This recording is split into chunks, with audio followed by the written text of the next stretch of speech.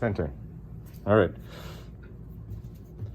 So you're gonna get 2 balls of clay about the size of a golf ball.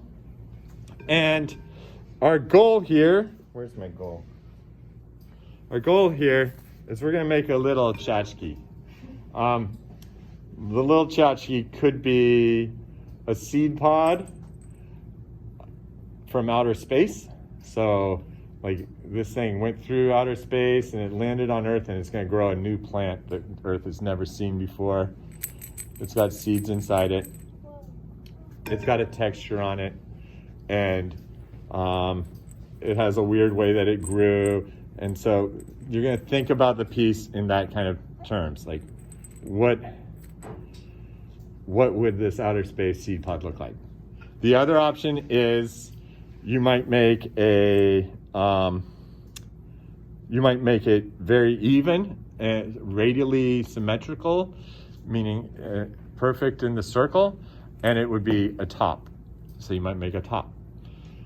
Or you might stretch this idea a little bit more and turn it into a bird. Okay? But the idea is you're going to take the skills that you've done so far and make a pinch pot. So you're going to pinch out 2 little bowls. And now the thinner these bowls are, the nicer the sound's going to be.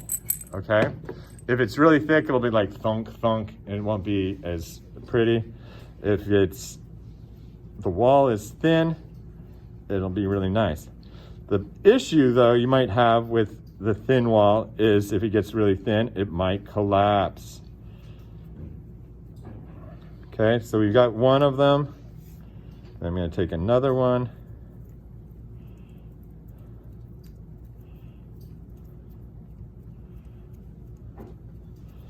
And so when we go to do sculpting, this technique that we learned, the first technique we learned here, pinch potting, becomes really important. How do you pinch the clay? How do you use your fingers to make the clay do what you'd like? Our target is to make these 2 guys about the same diameter. Okay, and then Asher, will you grab that box of tissue and bring it over to me? And I seem to lose the tool I was using last. Let me grab a needle. So we're going to make a closed form with these. They're going to go together. When we go together, we won't be able to get to the inside again. So we're going to put the little seeds inside the seed pod.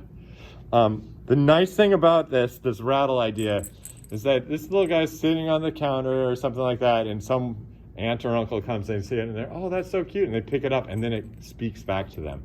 It makes a sound, it tingles when in their hands. That's gonna be kind of cool.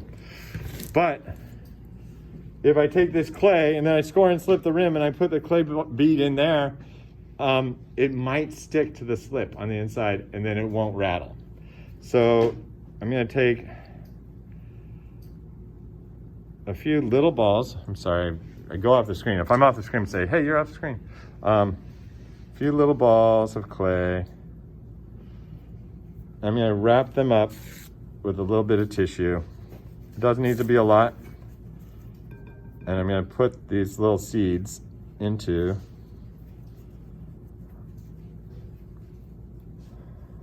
so they're each individually wrapped in there. They're a little ball. And so when that fires, that is going to turn to dust, and then they'll go together. In order to score and slip it, I'm going to first get that rim a little bit wet while I score it. If I score it while it's wet, it'll build up slip that will help stick it together. So I want to score my rim really well. We always score. Do you see how deep I'm doing that? Ooh. I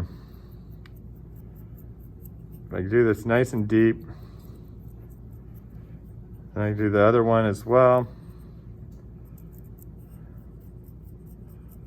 And I like the fork for this because every time I scratch at it, I get 4 scratch marks rather than just the one. Especially if the fork is like one of those really sharp forks. So taking my little beads out, I want a little bit of water built up on this rim too. And you go back, do it a little bit more, get that water worked in. So the moisture, the slip part of this score and slip thing, is what's gonna hold, glue the 2 pieces together. But I've scored it really well so that I can zipper them together. So I'm gonna take my edge, I'm gonna wiggle it as I put it together and go around the circle.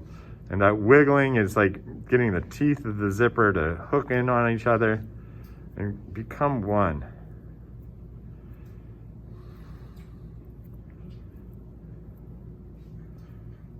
All right, so I've done that. And now I can come in and seal that up. Make sure that there's no spot where the air is going to get out as I work the rest of the piece. When making a closed form, we are creating a conundrum, a problem. On one side, that air is helpful, the air on the inside, because it's resisting and it's allowing me to work the clay, and I can pinch at it and do stuff to the surface and change the nature of the surface. But on the other hand, when the clay dries, the water that's in the clay is going to move out of the clay. And so it's either going to move out into the atmosphere, this is great, or it's going to go inside the ball. If it goes inside, then it won't be able to just pass to the outside, because the outside is going to seal up as it dries and the water won't be able to get through that. And that should be just fine, right? But at 212 degrees Fahrenheit, 100 degrees Celsius, what happens to that water? It boils, and boiling is, what's going on with the molecule? It's going to expand. That molecule of water has enough force in the expansion to move an entire train of coal up over a mountain. That's what steam engines were, right? The expansion of that water was enough to make things, big, heavy things move. And it expands 3,000 times its size. So if something in here gets 3,000 times bigger, that's going to be a problem, right? And it's going to explode. So in the end, when we've got our thing finished, maybe you have some textures that you built up. I might go through and do a whole bunch of, I can use different textures, different ideas. Come in and think about pattern and texture. What's the right thing for yours? I don't want to see smooth on this guy. We've got to break away from always being smooth. Smooth is the easy out, okay? So we've got a design. If we take a needle tool and we decide one spot and we get a hole that goes all the way into the inside, make sure that it's in there. That's enough of a hole for the steam to get out. Not so big that the little seeds pop out of there, but enough so that steam is going to pass from the inside to the outside. So I don't know, do you want me to do more with this? I was thinking I was going to make it a top, but now it's feeling more like it should be a fat bird. Do you like the idea of fat bird? Fat bird. So to make fat bird, I'm going to take a little moisture on my finger and start sliding my fingers off the end here. This is the beak. I'm pulling this, pulling it. Is it the Angry Bird game where there's like that little fat chubby bird that gets launched all the time? Yep. Angry Birds. Yeah. And then I can make the other side, and I can pull this out to be more tail-like.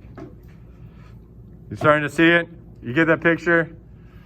Excellent. So that's our assignment for the hand builders. Wheel throwers, you're gonna get some clay, get 3 balls of clay, take them to your wheel, sit down, Center the first one, try and open it. It's gonna fall apart on you. Cut it off, get the next ball, throw it on, open it.